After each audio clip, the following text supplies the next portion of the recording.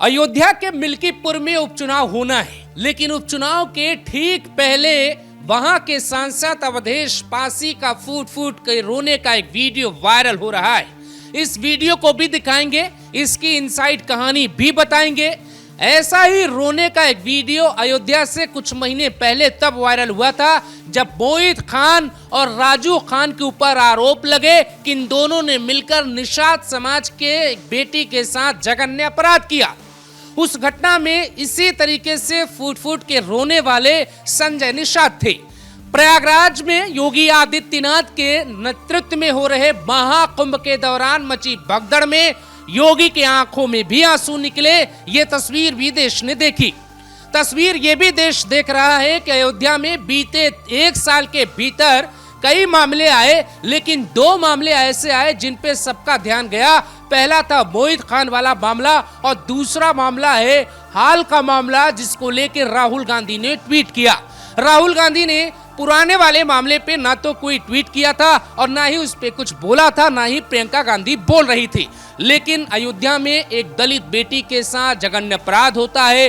वो 30 जनवरी की रात 10 बजे घर से ये कहकर निकलती है कि मैं कथा सुनने जा रही हूँ। गांव के ठीक बगल में कथा हो रही थी। वो गांव में जाती है और वहां से लौट के घर नहीं पहुंचती है।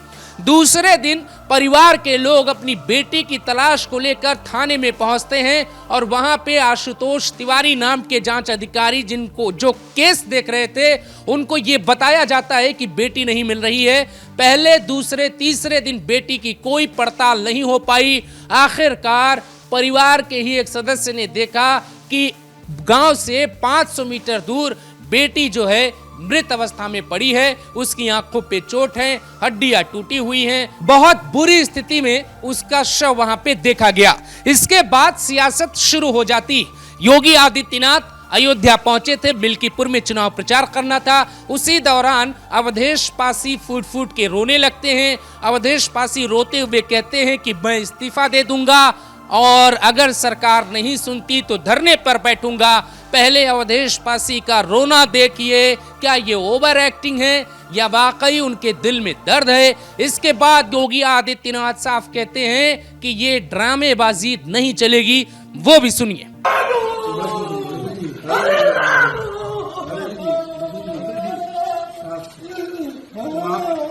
आप उसकी लड़ाई लड़िए, लड़ी जाइए। लड़ाई को आप लड़ेंगे, उसको न्याय उसके दिलाएंगे। हमें जाने दो दिल्ली, लोकसभा में जाने दो। मोदी के सामने हम बात रखेंगे। न्याय लगना तो हम इस्तीफा दे देंगे, लोकसभा से हम इस्तीफा दे देंगे। हम बचाने में, हम बेटी की इज्जत बचाने में नाकामयाब हो रहे हैं। इतिहास क्या कहेगा? महारामारी में इतिहास से गुरु साहब क्या कहेगा? अगर तुम थे, आप बहुत लड़ाई लड़े हैं मंत्री, बिटिया के साथ ये हो गया। आपने कितने लोगों को न्याय दिलाया? को आपने न्याय दिलाया है, फिर न्याय मिलेगा। आपने बड़े से बड़े मामले दिलाया, लेकिन ये तो इतिहास का सबसे बड़ा मुद्दा हो गया। सबसे बड़ी घटना है। जी जी, बहुत बड़ी घटना।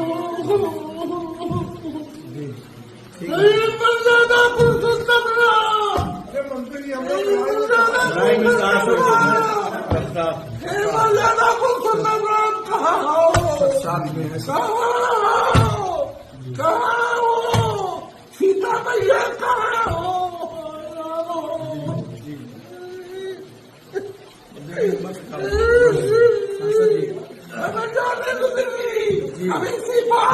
मैंने आप लड़ाई को आप लड़ेंगे, नहीं देना, न्याय दिलाना है। आप तो हर लड़ाई को लड़ते हैं, लड़ना है, परिवार को न्याय दिलाना है, दोषियों को फांसी दिलानी है, इस्तीफा नहीं देना है। आपको इस्तीफा देने के लिए नहीं, परिवार को न्याय दिलाने के लिए, ऐसे दोषियों को सजा दिलाने के लिए आपको चुना गया है। अयोध्या को कठोर रखने के लिए आपको सांसद बनाया। और क्या, जो भी दुर्दान अपराधी है फंसते नहीं जाएंगे। आज अफसोस है, अयोध्या में कल एक बेटी के साथ घटना घटित हुई है। जांच जब निचले स्तर पर जाएगी, जो नौटंकी आज इनका सांसद कर रहा है, याद करना उसमें भी कोई ना कोई समाजवादी पार्टी का दलित शामिल जरूर होगा। अब जब रोना धोना चल ही रहा था तो हमने सोचा कि आपको एक पुराना वीडियो भी दिखाई देते, क्योंकि जब मामले अलग हों तो सोचने का नजरिया नेताओं का अलग हो जाता है। मोहित खान वाले केस में बीजेपी नेताओं को रोना आ रहा था, क्योंकि वहां पे बीजेपी की स्थिति ठीक थी। आरोपी समाजवादी पार्टी का करीबी बताया जा रहा था। बीजेपी के सहयोगी पार्टी के नेता संजय निषाद परिवार से मिलने गए तो मीडिया को देखकर फूट फूट के रोने लगे। यहाँ एक सवाल ये है दोस्तों कि संजय निषाद जब परिवार से मिलने गए तो मां रो रही थी, परिवार भावुक था, संजय निषाद की आंखों में वहां आंसू नहीं आए।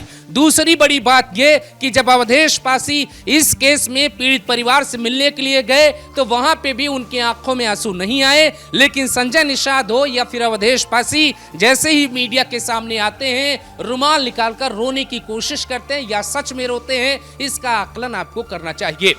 सवाल यह है कि क्या नेताओं ने अपने अपने तरीके से पीड़ितों की पहचान कर ली है?